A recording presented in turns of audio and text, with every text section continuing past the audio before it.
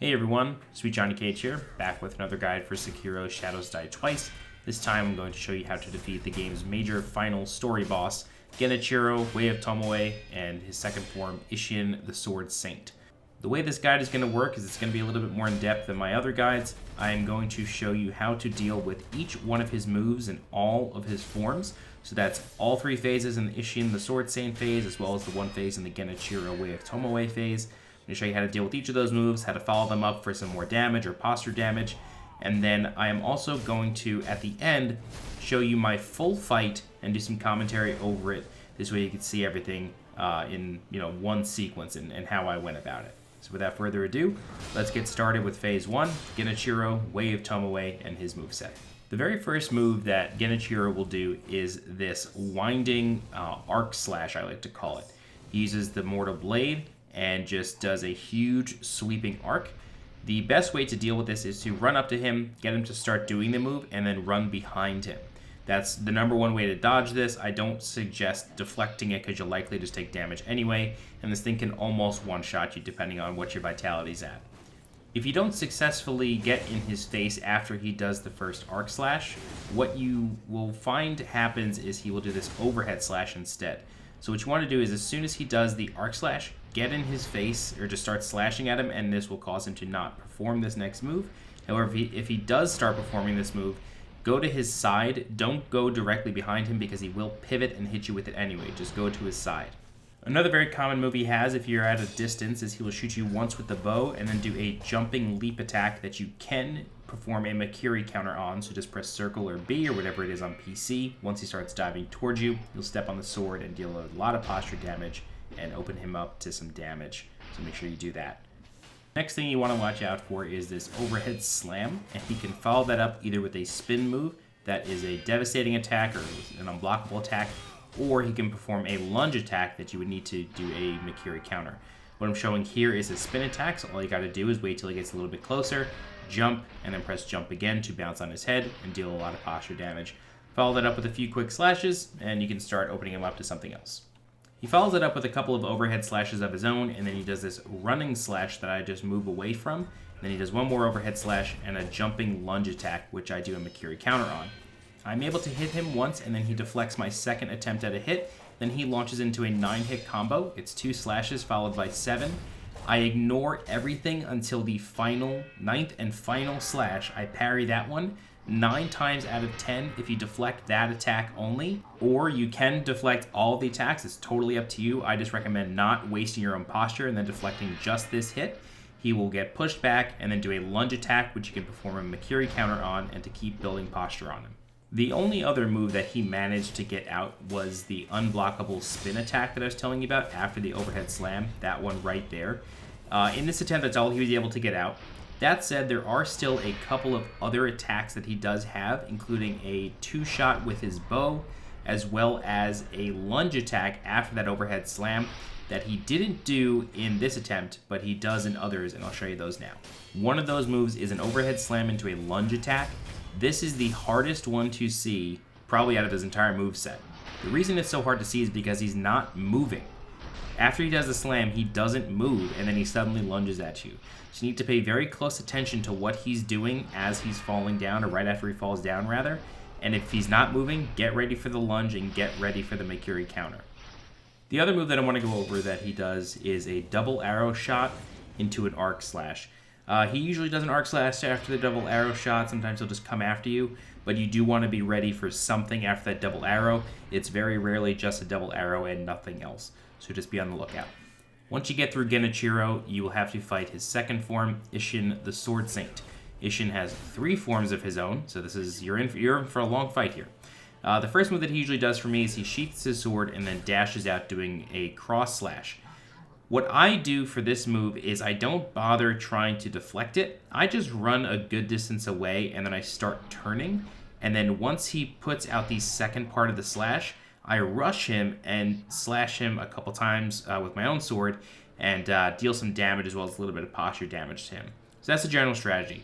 Run away and then run in and then do one slash, and then he'll probably deflect the second one, but then he could follow it up again.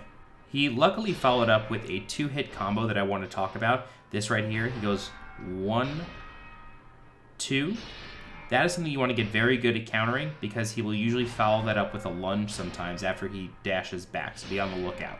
After he backdashed, he did another move I want to talk about where he charges up his sword in a very obvious fashion and then does a huge overhead slash that actually travels with dark energy.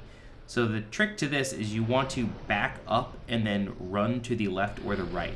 It is very important that you back up first, because otherwise you will not have enough distance to counter this move. So after he does the next cross slash, he counters a couple of my hits, 2 of them, and then he pushes me away and goes into a lunge stance. So what you want to do is, once you see the lunge stance happening, stand still, and then as soon as he starts moving, just look at his model. As soon as he starts moving, that's when you press circle, and you will perform a Makiri counter on this move. Press circle once he moves. And that's it. That's how you do it. The first phase for Isshin is basically that. He doesn't really have any other moves. He may come at you with 1 or 2 slashes that are easy enough to counter, but those are all of his major attacks. So I was able to finish him off in a pretty cinematic fashion. I love doing a Makiri counter as one of the last major moves. I just think it's so sexy and works really well. So in phase 2, which will begin after you let up from him, I do want to tell you that you can keep attacking him and he will not transition to the next phase. I have actually gotten him into the final phase with only his sword out, so just keep on him as long as you can. In phase 2 for Isshin, he will pull out a spear from the ground. The first thing I do, no matter what, is I get onto the road. I do not like fighting him with his spear out in the tall grass. It makes things very difficult to see. So run out to the road. There's also a big bridge further down the road. You can fight him there as well. So while you're running away, usually the first thing he will do is a big jumping down slash. It's pretty easy to deflect, but he can follow this up with a number of moves. So if you see him pull the gun out, he's going to do one big shot. Just keep spamming your left bumper or L1 to deflect that as soon as it happens. My strategy for the majority of phase 2 is to deflect the very obvious attacks, the ones with the sword, the bigger sweeping slashes with the spear, but you always want to wait for these lunge attacks, and you want to do another Makiri counter on them. Makiri counter is basically the answer to this fight. Just wait for these big lunge attacks or his spinning attacks, and that's what you want to wait for. What's going to happen here is I'm going to fail at doing a Makiri counter on a very obvious move. It's literally the same exact move, I just fail it for some reason. So I run away and heal. No matter what you do, if you do not run far enough away to heal, he will do that jump slash. So you want to be very careful that you're far enough away to heal. But the next move I want to show you is he will do a back slasher. He will jump back, slash the ground, and then fire a bunch of shots. You want to spam your deflect button, deflect all of these shots, and then usually, probably 75% of the time, his next move will be a lunge. So you want to do a Makiri counter on that. Just like I said, this is the bread and butter of this fight. You just want to keep doing that Makiri counter. So throughout most of the fight, like I said, once you deal enough damage to him where you notice his posture meter isn't going down, or is going down very, very slowly like it is now, what you want to do is just kind of run around and bait out attacks. You want to try to deal some cheap damage to him where you can, but his next big move that I want to talk about is this huge swinging slash. It is a full 360. The best way to deal with this is to just run out of the radius. Get a feel for it, see how long it goes, and then just run out. When you run back in, you can get 1 or 2 slashes off on him before he goes off on another attack. This is a prime example of me failing in my own tutorial. I try to do these fights as perfectly as possible, but I'm no god, and I just really suck sometimes. So, next thing I want to show you are these big overhead jumps. He can also follow those up with 3 spear slashes followed by a lunge. So we'll see that again. He's going to leap, and then he is going to run through, do a clockwise slash followed by a back slash that's a little bit quicker, and then he will do another clockwise slash, which when we deflect, he will move that into a lunge, which again, we do a Makiri counter, our bread and butter, get a slash on him, and keep going. After that, he will do a jump back slash followed by 6 shots, followed by a lunge, just like I said he would do. So you do a Makiri counter, get a couple slashes, and then he is going to do this move here, where he does 2 sword slashes, a slash with his spear, an overhead slam, and then he goes into the big whirlwind. So that's 2 hits with the sword, 1 clockwise slash, 1 overhead slam while in a standing position, so he's not jumping that time, and then he will go into a big whirlwind, which we run away from. And that's pretty much it for phase 2. Those are all of his moves, so just keep repeating those, and then eventually, once you build up enough posture on him, you can perform your final deflect, or you deal enough damage to him, whatever. You want to get him into a full stun position, deal that death blow, and then move into the dreaded Phase 3. In Phase 3, he gets a couple new moves. Very notable is the Lightning Attack. So what he does is he will jump up, charge his spear with lightning, and then throw that lightning at you. The way to counter this is after he jumps, you want to jump. So wait for his spear to get charged, jump, and then you will get hit by the electricity or the lightning. And then what you want to do is after you get hit, spam R1, and then you will throw that lightning at him so he gets shocked instead of you. It is very, very important that you hit R1 before you hit the ground. Otherwise, you will get shocked, you will stay on the ground, and he will likely kill you. Very, very important that you hit it before you hit the ground. The other major change in Phase 3 is he can now charge up his sword and throw energy slashes at you, similar to what he did in Phase 1. However, they are now on an angle, so he throws one to his right, and then he throws one to his left, so you need to dodge them accordingly. One very, very important thing to note about his lightning attacks is that you want to be fighting him on flat land. You don't want to fight him on hills. At the very least, you don't want him to be uphill of you, because when you try to throw the lightning back at him, the terrain will block it, and you will have taken a little bit of lightning damage for nothing. So it's very important that you fight him either on flat land or him being downhill from you. Very, very important. And that's about it for all of his moves in all 4 phases of this fight. So what I like to do now is I like to show you the full fight in full speed, no more slow-mo, and do some commentary over that, and show you exactly how I managed to do this fight in a pretty standard way that I have done now 3 times. Alright, so going into the fight, he does the big arc slash. So we run around him, I mess this up, I run too far around him when he's doing the overhead slash, and I get hit.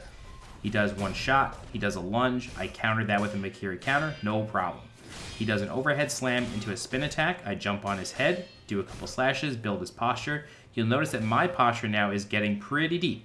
So what I'm going to do is I'm going to run away, heal, and then I'm just going to let my posture go down. I'll do a Mikiri counter on the next lunge, and then we move on. He does 2 slashes, I deflect those 2. He does 7 more, I deflect the 7th. That pushes him back. He does another lunge, I Mikiri counter. I do a couple more slashes. He deflects 1, tries to cock his bow, no dice. He does an overhead slam into a spin attack, and I kill him after I jump on his head. Make sure you jump on people's heads, deals a ton of posture damage.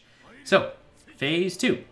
He starts off by sheathing his sword, no problem. I run away, I run in an arc, dodge the cross slash.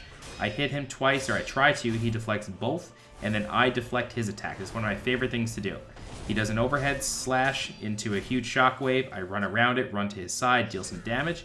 He does a cross slash. I run around it, deal some damage. That's my favorite deflection right there. He pushes me back, does a lunge. I counter it, no big deal. 1, 2, love that one. So sick. It's just so smooth. I love it. I try to do some more slashes. I get a Mikiri counter on his lunge. No problem. Phase 2, done. I didn't take any damage in that phase. Wonderful. So I try to stay on top of him. Like I said, you can keep him in this phase as long as you stay on top of him and you do not let him run away. It's sort of luck-based. Like right there, he moved away from me, so I couldn't really keep him in. He did do that overhead slam that he never really did before, but it's really easy to dodge. Just don't ever try to parry it. It's just a waste of time.